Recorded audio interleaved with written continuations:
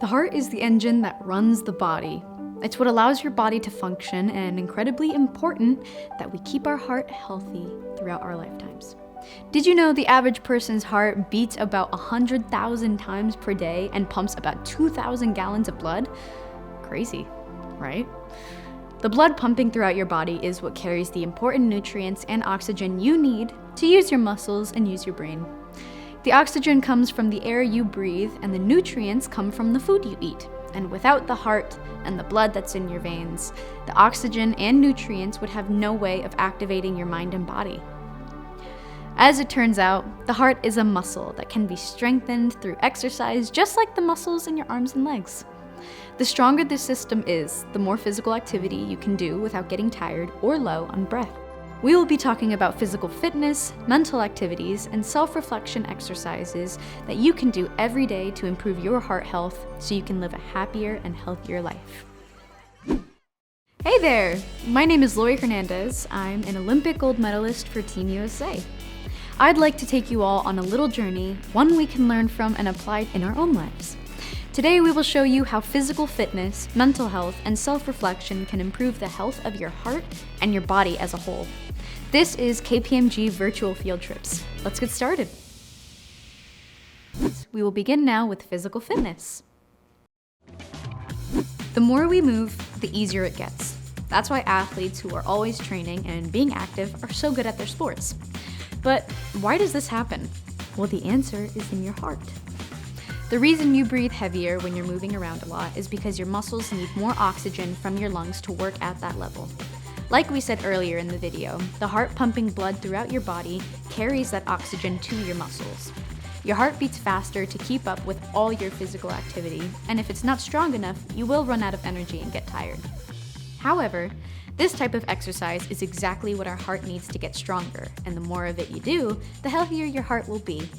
There are some cardio exercises that are good at making your heart strong, such as running, biking, and swimming. Cardio is a healthy habit for most animals, but especially humans, and our ability to master these skills is what makes humans so special in the animal kingdom. To talk more about physical fitness, we have the great fortune of welcoming a real Paralympic athlete to our show. Please welcome my friend Yen.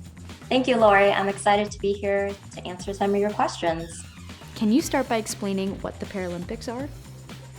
The Paralympics are exactly the same as the Olympics, but for athletes with disabilities. Its definition is actually in the name. So the word para is a Greek preposition that means beside or alongside, meaning the Paralympics are parallel to the Olympics. The Paralympics are usually held 2 weeks after the Olympics in the same location.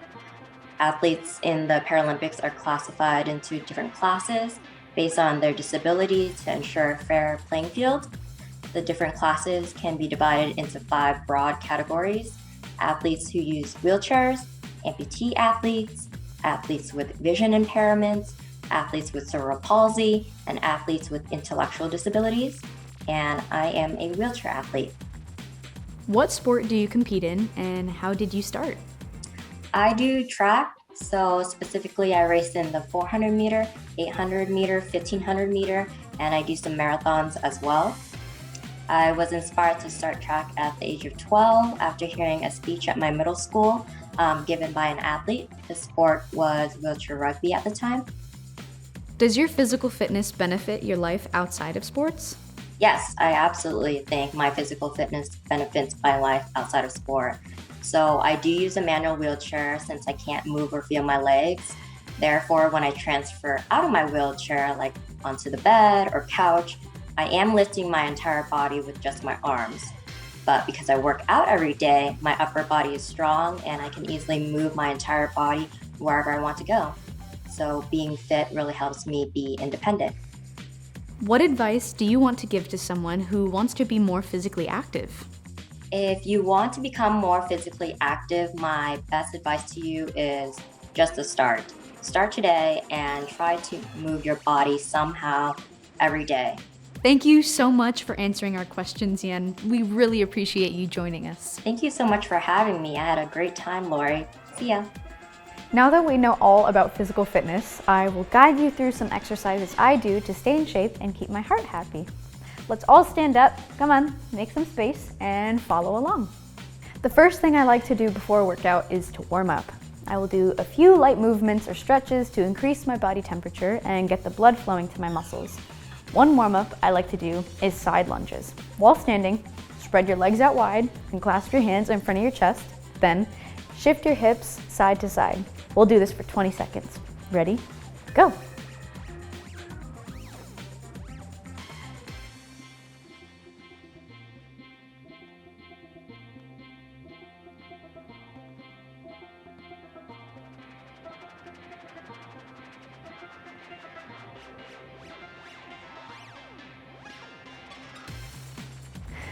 Some other warm-up exercises that you can do are jogging in place and arm circles. Now that we've warmed up and increased our heart rates, let's move into cardio exercises. Remember, cardio is any activity that gets your heart beating fast. Let's do some jumping jacks. To do these, jump up and extend your arms and legs, and then jump up and bring your arms and legs back in, like this.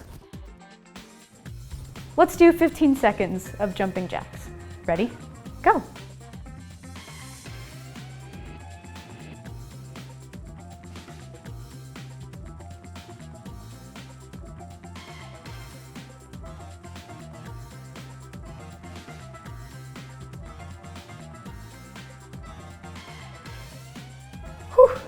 Some other simple cardio exercises that you can do are jump rope, squat jumps, and lateral shuffles.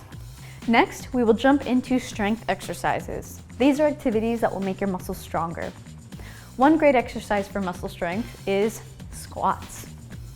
To start, stand with your feet a little wider than hip width, toes facing the front, then move down so it's like you're sitting in a chair, but instead of the chair holding up, it's yourself. As you move down, keep your chest up and your shoulders back. The lower you can go, the better, but make sure to keep your balance. Let's do 5 together.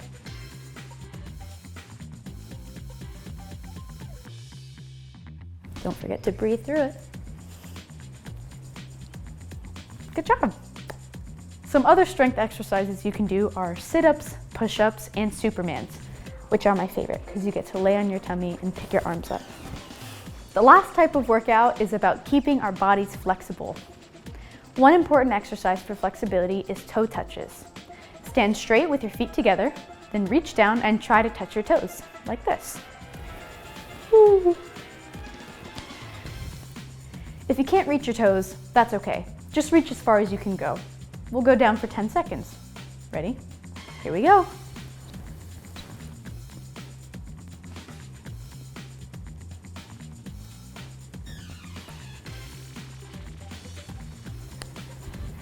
Now, again, if you can't touch your toes, that's okay. But if that's too easy, you can try to reach from behind your legs. Some other exercises you can do for flexibility are the tricep stretch, quad stretch, and butterfly stretch. You don't always have to be standing and moving. There are plenty of exercises you can do right from your seat. To start, grab a chair if you aren't already seated. I'm gonna go get mine. Now, keeping your hips in place, rotate your upper body side to side. Let's do this for 10 seconds. Here we go.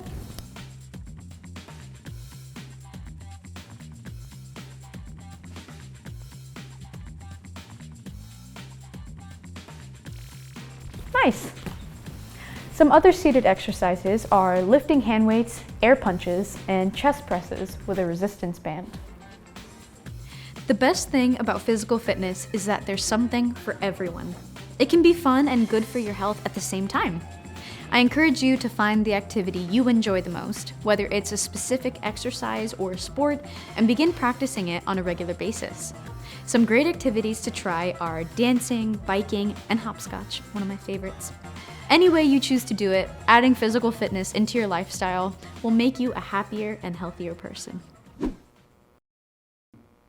Mental health is an incredibly important part of your overall health and wellness. As humans, we have a lot of feelings. In order to be happy and have energy and to think clearly, we have to maintain our mental health. We shouldn't hide our feelings or bury them, but instead, we should give ourselves time and space to think about our emotions and what we can do to feel better. We often talk about our mind and body as though they are separate, but in fact, they are deeply connected and always talking to one another. Although the brain is small compared to the rest of your body, it uses a big portion of the oxygen you breathe and the nutrients from what you eat. The brain uses all of that energy to control your body movements and your senses, such as feeling, seeing, and hearing. That's why taking care of your mental health is important for your physical health too. It will make the brain better at its job and help you sleep better, keep you from getting sick, and give you more energy for fun activities. Just like physical exercises, practicing mental exercises every day can train your brain to feel things in a healthy way. For example, if you're struggling to focus in class or are stressed about homework, activities like meditation and yoga can help you calm your mind, regain focus, and help you with those emotions. You may think that meditation means you have to dedicate lots of time to being quiet or being still, but there are easy ways for you to add mindfulness into the things you already do every day. Mindfulness means paying attention to your surroundings. It is about slowing down to notice what you're doing instead of rushing or multitasking. You can practice mindfulness while you brush your teeth, make your bed, or as you walk to the school bus. Attach a happy thought to those activities and practice your gratitude by thinking about what you are thankful for. Now, let's welcome our next guest, Laurie Cameron, who will answer some questions about mental health. Laurie is a business owner, author, and speaker, and has been practicing mindfulness for 28 years. Thank you for joining us, Laurie. Thanks for having me. It's great to be here. How would you describe mental health? Mental health has to do with how we feel about ourselves, the situation we're in, other people. It really has to do with what's going on the inside. What are some signs that I'm not feeling mentally healthy? So the more we practice mindfulness, the better we get at noticing. We become like a scientist and we're observing. So as we're noticing what's going on with us, we might realize that we feel in our bodies, we feel really heavy and kind of slow. We don't feel like getting out of bed or getting off the couch.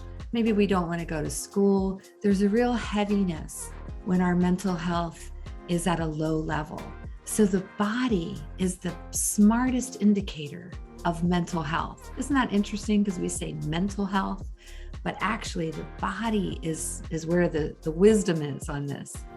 Is mental health just all in your head? It sounds like mental health is all in your head, or it means what kind of thoughts am I having today?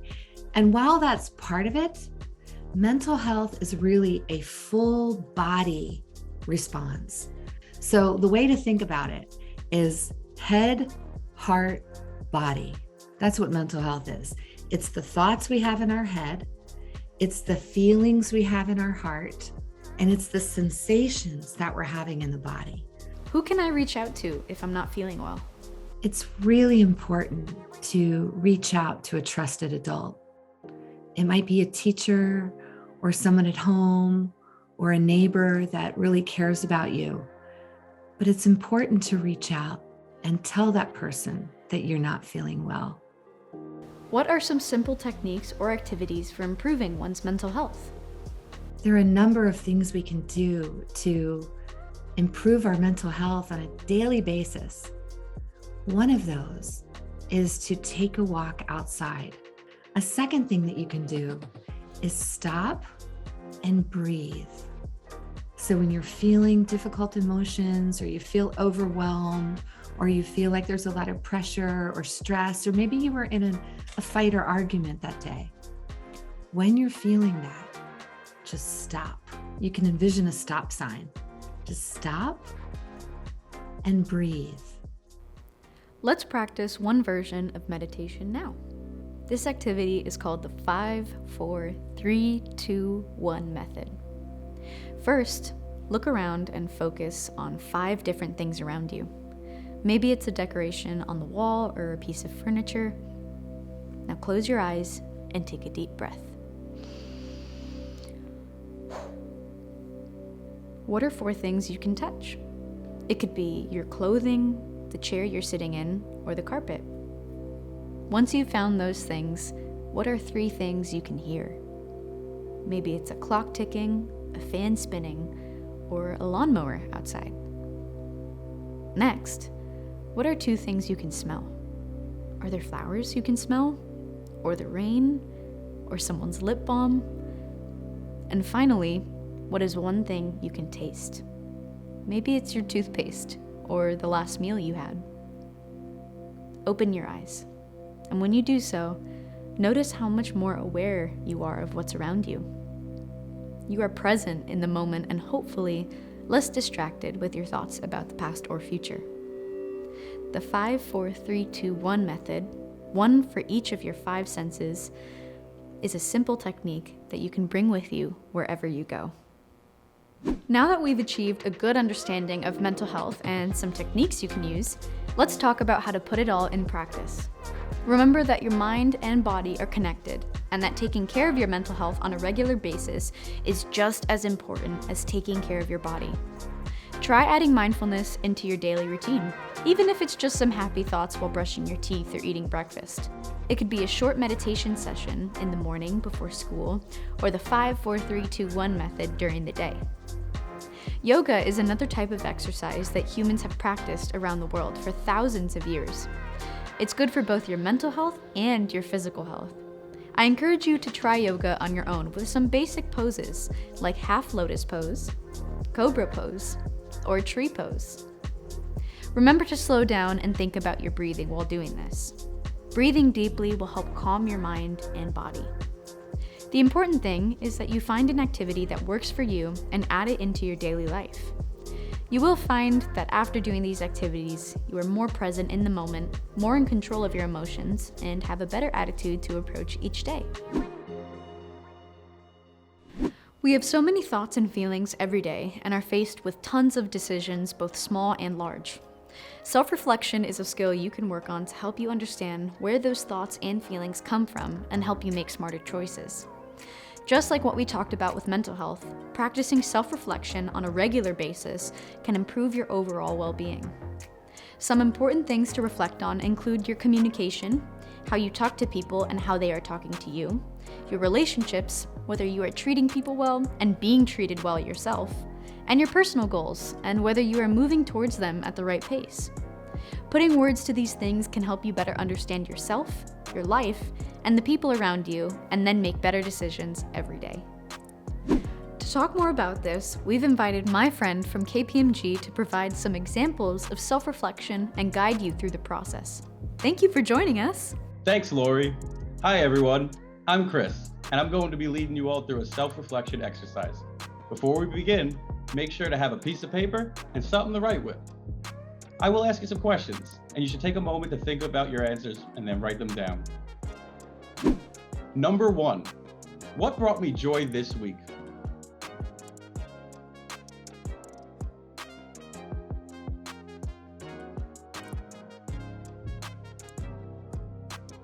Number 2, how do I feel right now?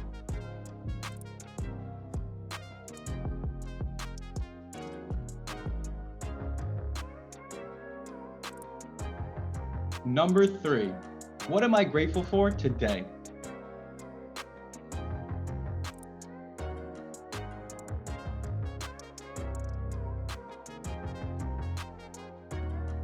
Number 4, what am I going to accomplish this week?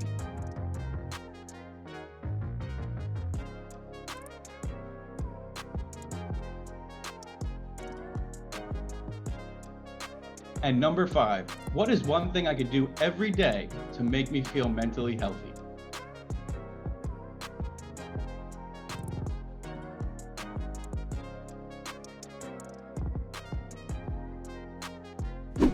Now that you've reflected on these questions, maybe you notice that there are some things you did this past week that you're happy about, and some things you may want to change. I encourage you to think about all the things that make you smile and bring you joy. One way self-reflection can help you in the middle of a stressful moment is a 3-step technique called spot, stop, swap. It's important to first spot when you aren't feeling good. Then stop and give yourself a moment to think about what is making you feel that way. Lastly, try to swap out that bad feeling for something happier. Maybe that happy thing is something you are looking forward to or something you're thankful for. Another thing you can do every day is to keep a journal or diary where you can write privately about your thoughts and feelings, just like we did earlier. Try writing for just 5 or 10 minutes before or after school about whatever comes to mind. What did you learn at school today? What was something that made you smile recently? Sometimes just the process of writing something down can help you make sense of it. Self-reflection is also a great tool for making personal goals. Writing down goals that are clear and easy to remember is best. To do this, try thinking about the what, when, and how of your goal. Let's practice this together. Write down your answers to these questions on your piece of paper. First, what is my goal? Is it to do physical exercise once per day? Is it to get a B grade or better in science? Second, when will my goal be completed? Can you do it by the end of the week? Will it take a couple weeks? Third, how will I achieve my goal? Are there steps that I should follow to reach my goal? If I'm trying to get a B grade in science, maybe doing an extra 15 minutes of studying per day will help.